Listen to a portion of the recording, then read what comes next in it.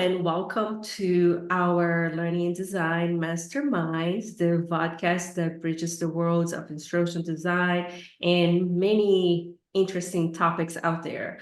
I am Tiziana Barreto. I am your host, and with me, someplace here, is Dr. Conklin, my co-host. And I am thrilled to be your guide as we explore the exciting intersections of the dynamic fields that involve instructional design. And in each episode, we explore the latest trends, case studies, or even practical tips for professionals in the fields that can help you deliver exceptional learning experience. And here with us today is Lindsey Carter, an MIT alumnus. And Lindsey, could you please tell us more about you, your position, where you're currently working, what you do on a daily basis, so just people can know more about you. Sure, yeah. So I graduated from the MIT program in December of 2022. And up until last year, I was a math and science middle school teacher. So I was teaching while getting my degree and everything. And then once I graduated in December, I decided it was time to start looking for other options outside of teaching, just to kind of see like what jobs were out there. And I started applying and luckily got a job working at M Plaza, which is where I work now. So M Plaza is an online education platform. They actually have two websites. There's Me Academy, well, four websites actually. There's Me Academy, which is K-8 education. And then they also have like two other there's like Clever Dragons, which is just for boys only, and then Always Ice Cream, which is just for girls, and then the Me Academy is boys and girls K-8, and then Mia Prep as well, which is their high school platform. But I was hired on as a content developer, a math and science content developer back in June of last year. And I started writing for their math courses mostly. So in writing for their math courses, basically like for every lesson that they have on their site, there's an instructional video. There's also some like printable lesson materials and then an assessment that goes with every single lesson. So my job as a content developer is to plan out the course basically, and then for each individual lesson, write a script that includes like all of the audio, all of the actor directions, all of the assets, and basically take that script from like conception all the way through production until it's like goes on their YouTube page and eventually onto their website. And then along with the instructional video, I create student and facilitator instructional materials, kind of like worksheets, sort of, but a little bit more than that because it also includes like all the facilitator instructions as well, so they can support their student in learning that material. And then along with every lesson is also a multiple choice assessment. So I have written for the 6th grade math course, and I've also written a bit for the algebra math course as well. And then in November of last year, I actually got promoted to be a pedagogy manager at M Plaza. So now I'm still creating some content, but most of my job revolves around coaching a team of content creators. So working with them to help them make their content better and more aligned, more engaging, clear, that kind of stuff. And I also work with some of the hiring for science content creators. I've also done a little bit of project management, which I thought like when I was going through the MIT program, I was like, I'm never going to use this. But I absolutely have, definitely. I'm leading like a team of people, of researchers, basically from all different departments around the company. And we started off our project doing the needs analysis of the company, looking at like what customers value in this kind of product, because we mostly serve homeschool families.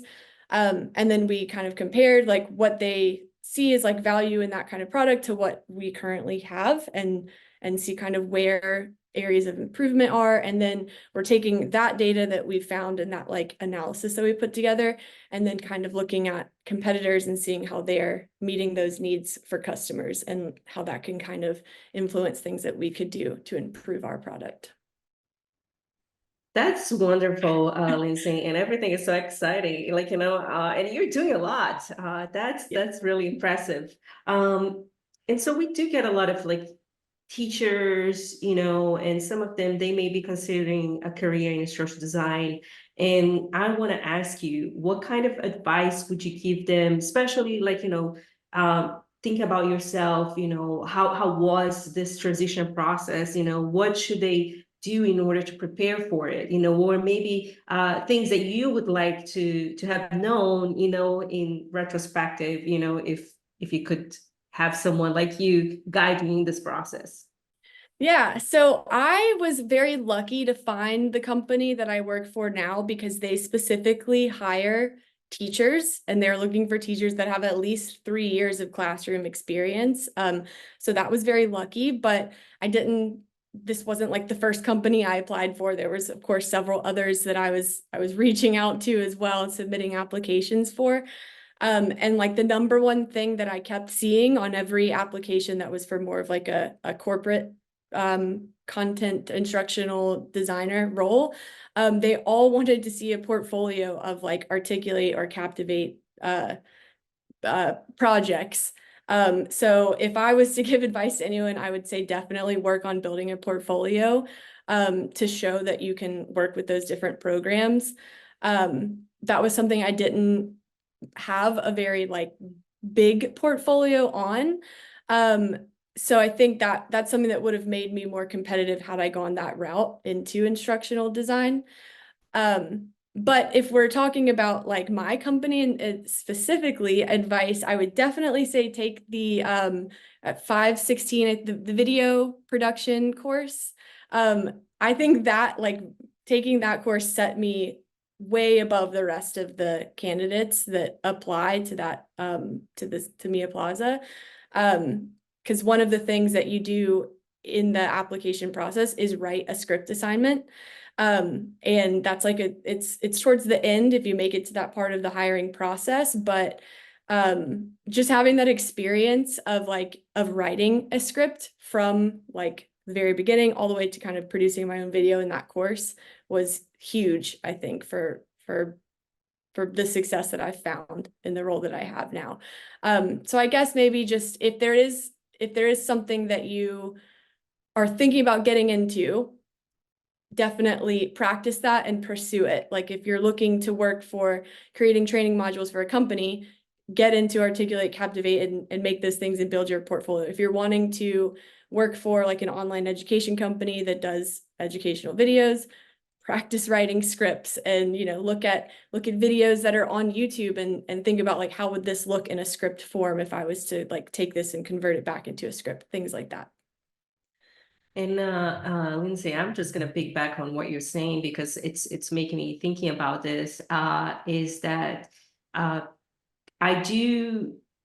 One is like I do remember when you took that class, it's like you were doing a lot of like engagement with your videos, and I wanted to see like if you can maybe talk a little about your process of doing that, because sometimes I do think that what you're saying is like tap into your forte, or maybe things that people are drawn to. I know some people are more like, hey, I really enjoy the curriculum development, or I really enjoy playing with the multimedia tools, or as you said, maybe video. So can you talk a little bit more about like your process of designing your own videos from class to now, and then even that creativity, right, like to get the learners engaged.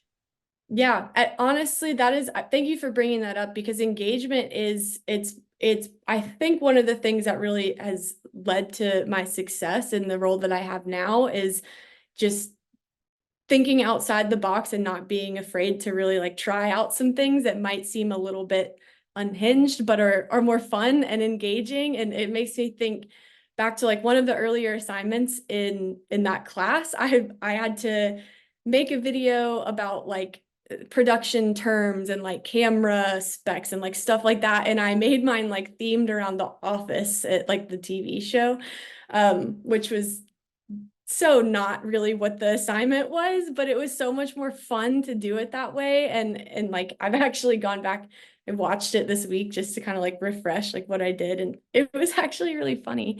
But I guess like my process is kind of just taking whatever the material is and then like taking a step back and thinking like, where can I find a way to like connect this to whoever the viewer is going to be? Like you really have to think about who the audience is. So like if I was writing a video for a 6th grade math student, I couldn't really talk about The Office TV show because they don't care about that. They probably haven't watched it. It's not relevant to them. But I can certainly come up with other ideas that are relevant to that demographic that I'm writing for. So really just kind of thinking about your audience and coming up with something that they can relate to, and then just not being afraid to like be silly and try something and see if it works. And one of the great things about like once you get into a role like this is you're not working on an island. You're working with a group of people. Like there are tons of people that lay eyes on your work before it goes to whatever its final form is. So it's okay to try something out and to be silly or to be creative. And if it's not a good idea, you've got a team of people that will tell you like, maybe that's not it, or hey, why don't you tweak it and try this sort of thing.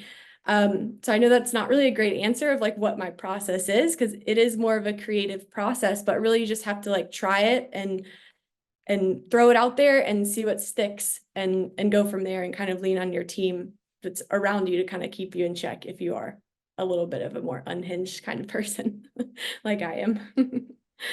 No, but Lindsay, I think like that's great because the ideation process, right? Like, having that idea is not just like, a one and done type of deal. I think it does take this process of like, oh, I have this idea, and then you can either expand on it or you can shut down. Maybe we're not going to go to this process. And then having a team to work with helps, in that in getting the product out. And then this is maybe going to lead into my my next question to you, which is like, maybe can you talk about what are some of the most rewarding or challenge aspects of working as an instructional designer now, in your capacity? Yeah, so it's kind of like a challenge and a reward at the same time. Every day when I sit down to work, it's a brain challenge, but that's rewarding to me. I like that because I'm not just sitting there, just staring at the computer. I'm having to like really think and problem solve, and it's almost like a puzzle figuring out, how you're going to like communicate this information that needs to be presented to whatever audience in the best way possible. So that is a challenge in that like it requires a lot of brain power every day, but I would rather have a job that requires all of that brain power, because that's a reward for me. Like I get to sit down and like really work through things and then like see what comes of it afterwards. And then also just anytime you put a lot of work into something and you get to see it at the end, like that's amazing. Like I can go on YouTube and look up an Algebra 1 exponents video and be like, I wrote that and I picked out all of those assets and I wrote all of those actor notes and everything. And like I get to see all of this hard work that I did in a final product. And we're also like our companies right now, all of those the student and facilitator instructions I was talking about earlier are just online and they're printables, but we're working on also putting those together into like workbooks that can be purchased on Amazon. And as soon as one of my lessons is put into a workbook and sold on Amazon, I'm 100% going to buy one so I can have it at home and show people like I wrote this chapter of this book. So that is certainly rewarding, seeing all of this hard work that I've done and this final product that's been created with it. That's wonderful and so great to hear. And then it's good to know that you are in this process, and then how you put in that, which is I'm gonna ask you, because one of the things that I see is like people sometimes don't want to put the effort, and then you're talking about like the effort, and I do think like, quality matters, in that sense. Sometimes it's like not just like getting the work done, but it's like that quality. And then maybe I'm gonna ask you this, it's like, what is your balance in there, right? Like, because I think like, it's like, how you, and then maybe it's going to lead into your project management question, right? Like what you're saying is like, how you manage and balancing, your time and then your projects in a way that, you are putting the effort and quality work, in that sense. What are some of these skills maybe that you gained that you're now using in that context? So that's one of the huge things that we like as a coach now, as a pedagogy coach for the content creators that I work with, that is like a pretty ongoing discussion, is like the balance between perfection and efficiency. Because as a lot of teachers are perfectionists and they want their work to be absolutely perfect, and especially if you have these grand creative ideas of this thing that you want to create, you can get carried away in the details of that. But also we have to be efficient, because if these lessons, these videos, these instructional guides, whatever, don't get created, then they don't get out to students, and our students don't have quality material to learn from. So there really is a balance between the perfection and efficiency of what we're creating. And I think it really gets down to like perfecting, I guess I'm saying perfecting, but your process of what you're doing, and figuring out like what are you fastest at, so you can like manage that and see, or like this thing is going to take me longer, so I need to kind of like focus on getting this done, and then the rest of the stuff that I'm quicker with, whatever that might be, whether that's writing assessment questions or whether that is creating the facilitator guide or something, then maybe that can be something you kind of take a step back from and focus on towards the end, once you've like used a lot of your brain power for the project. I don't know if that's answering your question, but that's what I have found works for me, is really like figuring out where my strengths are, and then like prioritizing my day or week around those things, so that I can place those at like the most opportune time, and then use maybe earlier in the week, earlier in the day, most of that brain power on the things that might take me a little bit longer. Whether that is, for me personally, it's like the planning part at the beginning of a script, is really figuring out, which kind of goes back to what I was saying before, like taking all these ideas that I have and figuring out what's going to work for that audience and how I'm going to present that. That's the hardest part for me. So I try to get that done when I have like a large chunk of time to sit down and really think about it. But the things like putting in all of the assets and figuring out sound effects and the visuals and actor notes, that's not so hard for me. That's more just like fun. So I can do that in 30-minute intervals throughout the day if I have like a bunch of meetings or something like that. No, Lindsay, that's such a great perspective, because I do think sometimes it's like, it's easy for us to get caught up on other things, but also like, that awareness, like you do need to be aware of your skill sets, right? Like where you already have your forte, and then also saying, okay, where's like I put my brain power is in on X, Y, Z task, and then also being aware that productivity, like, for example, like I'm better at maybe writing in the morning, and then in the afternoon I can do more developing tasks, right? As you're referring. And I think like, maybe people out there, they're planning or they're thinking about these types of work and strategies. They could think in those lines as well. And my next question for you would be,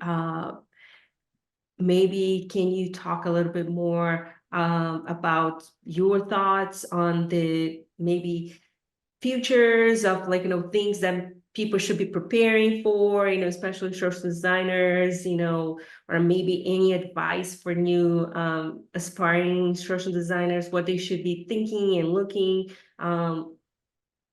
I think one of the biggest things that often gets brought up when we're talking about instructional design or just education or anything like that in general is AI and kind of where that's going in the future. Um, and I mean, I certainly use ChatGPT to help me in my day-to-day tasks. It's not great at writing math lessons, I will say that. I don't know where it's going in the future with that. But one thing that it is really helpful with is just like brainstorming. It's a great sounding board. So if you're someone that has trouble getting started on a task or just like needs ideas or something, I don't want to say someone, but something to kind of just like give you feedback on your random ramblings, it's great for that. It also is it is an interesting thought when we like get into instructional design and like where the future is going with AI. But I really just I don't think that AI is necessarily going to replace the creativity that humans can do when it comes to planning instruction for other humans. Like I don't know. I've got, it's just like came up on the top of my head. I don't have like a planned answer for this, but that is something that's definitely interesting to consider when we're talking about the future and careers like this where there is a lot of creation involved, because AI is certainly, it seems like every day there's some sort of new ability that it can do when it comes to creation. And I think it's really just a matter of not being afraid of that and kind of leaning into it and seeing like how it can help you in your role if you are in some sort of developer role where it can assist with that. Thank you, Lindsay. And I do think like, you brought up good points, especially like, using it as a collaborator, not as like, your oracle where you go there and then you get the right answer. And then I've heard the same thing that you're saying. I've heard some people talking about like, especially with math problems. It does have a little bit of a problem. A lot of people are telling me about like, how it makes mistake like on math. And it is funny because you would think that, since it would be maybe their forte in math, but I guess not in some of the generative AI, but it could be specific to the tool in itself. But it was one of the things that I was in the presentation that they talk about that apparently there were some math problems that it was not correct. It was incorrect, that they were coming correct. So yeah, it'll give you incorrect answers. It's also very interesting. Something I've found is a very common theme with AI is it has a hard time moving away from the like tips and tricks of like math magic, that you learn in elementary school. And it doesn't do a great job of conceptually explaining like why you are doing something, whether it's dividing fractions, flip the fraction and then multiply across or something. It's not able to explain why we're doing that. It's like, just remember, we're going to flip and multiply. We're done. Like it's when it gets to like the really like deep conceptual understanding of why something is being done, it it it's not great at explaining that at the level that it needs to be explained at. Like if I was explaining that to sixth graders, it just, from my experience, I can't get it to do that anyway. So I've got to kind of I can use it as for ideas, but when it comes to actually conceptually explaining a concept at the right level, that still is going to come back to a teacher really being able to do that for students. and I think like that's what I'm hearing too. Is like, there's like certain components that I cannot do. And I think it is just tapping into its forte and using, as I said, as a tool that it can help you create ideas. It can make your work more efficient, but still you need to drive the tool, not the other way around to driving you. And then my last question for you is maybe what are any words of advice or any thoughts, for new aspiring teachers or not, like teachers that want a new career, and especially like if they're focusing on instructional design, what would you tell them? Like, what are maybe some words of advice or wisdom that you can share? Um, as teachers, I think we just have it's just part of the job. We're very thorough and like I kind of said before, perfectionists. And we've also just been teaching, like that's our job, is to teach. And instructional design, it's teaching. Like there's a lot more steps involved. And there's a lot more formalities involved in it. But at the end of the day, you're still communicating information to someone else, which is teaching. And I think if you just kind of like approach it from that aspect, like have the confidence to like know that you have the skills to teach. Maybe the formalities, all those things you need to learn through a program like UNCW's MIT program. But at the end of the day, you're a teacher and come with that confidence that you can communicate information to others. I think just when if we're talking about applying to jobs or anything like that, confidence, working and hiring now, confidence is so key. And it is hard to go from a classroom into, you know, applying to a company, but if you have that confidence and you just like can communicate that to others, then it does go a long way. It really does.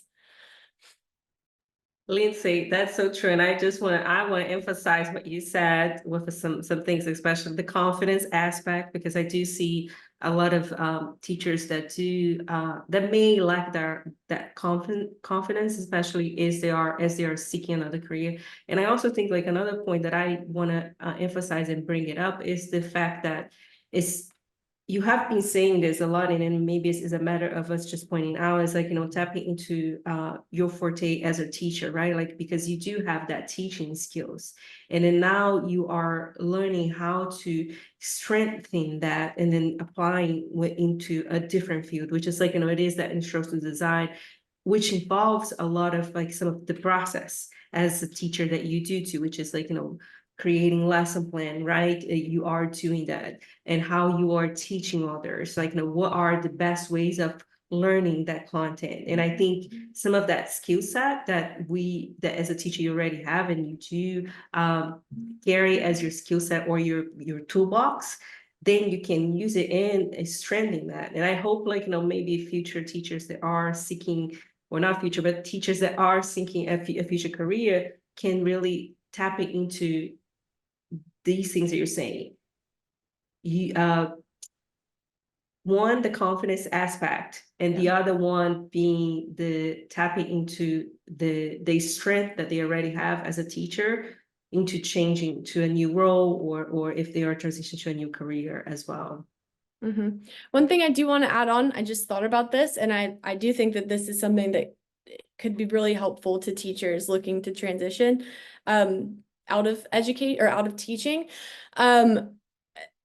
Districts love free trainings, right? And as a teacher or an aspiring instructional designer, one of the things you can absolutely do is create trainings and give those trainings to your school that you work with, your PLCs you work with, and potentially even your district. And I think that's one of the things that really helped me was just kind of leaning into that and putting together trainings for the teachers that I worked with. And then that's something that you can take with you to interviews as well. You can talk about how you've already worked with instruction for adults and leading adults in learning and looking at the results of those trainings and all of that. And it's just something that you can do that your principal's probably going to love if you offer to do that. It's free, it's time consuming, but it's experience that you can get into right away without having to get really approval from anyone or anything like that. You can just say, I've worked on this training. I'd love to share it with the staff. And I'm sure your principal is going to let you do that. That's also a great tip too, because I think sometimes it is an issue. People forget that it's you transitioning from, you're still teaching, but now you're teaching adults. And I think, like, you know, if people want to work on companies, they want to see that you can teach adult learners, which it's not the same as teaching young children or young learners. So Thank you, Lindsay. We truly appreciate you taking the time to being here and then having this conversation with us. We appreciate you so much. It was great to have you here, and then great to have you as one of our students in our program. I just want to thank you, and thank you everybody there that are listening to or watching our podcast today. So thank you. Of course. Thank you so much. I really enjoyed this. This is awesome.